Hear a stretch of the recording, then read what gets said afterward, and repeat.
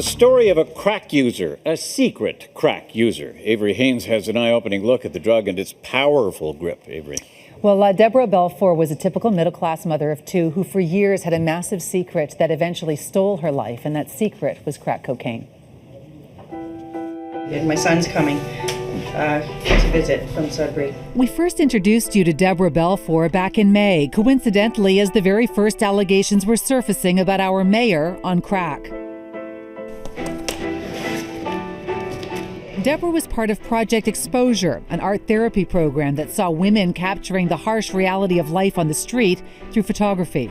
I would pick that one in the mattress. This one? Yeah. Deborah's story has never in this city's history had more relevance. Hers is a story of a secret crack user.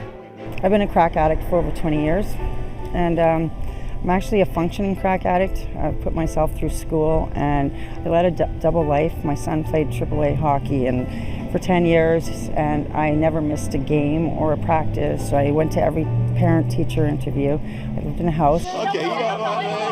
In light of the Rob Ford scandal, it's a question that has surfaced again and again. Can someone smoke crack and carry on with a normal life? Deborah says yes, but that it eventually comes crashing down. My children didn't know, or my family. We had a home and everything, but things were starting to fall apart. Oh no. I sent my son to live with his father when he was 14. Deborah's secret life became her life about 9 years ago when she left her family, her small town, and ended up on the streets of Toronto. I was homeless for 5 years here, and I lived under bridges and slept in the park and City Hall. I slept there and stayed in some shelters. I've been there, I know. I didn't have the mattress. So. Deborah's life has changed dramatically since then. She now has her own apartment, begins a job next week right here at All Saints Church as a peer mentor, and she's reunited with her family. I have really great children. They're both engineers. I have great children. So I did something right there.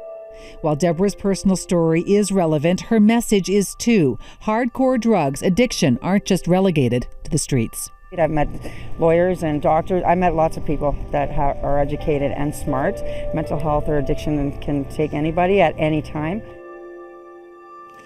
And Deborah is right now managing her addiction through harm reduction strategies. Using crack. Yeah, it's harm reduction strategies that she's involved with. But she does have them, and she has her own place now. She's back in connection with her family.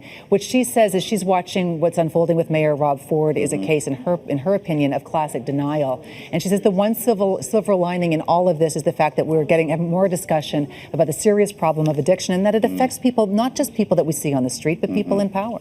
Well, the gentleman we had here last night talked about the former addict himself, talked about addiction, and he says, I've counseled people from every walk of life, every part of the social economic fabric. Yeah, I think there's a sense that there are dirty drugs that happen on the street, and then there aren't. But the realization is that we're getting now is that dirty drugs happen in all spectrums. Everywhere. It is. You can reach out to Avery on Twitter, the address @CityAvery. The Inside Story runs every Tuesday and Thursday on City News. All segments are up on our website, citynews.ca.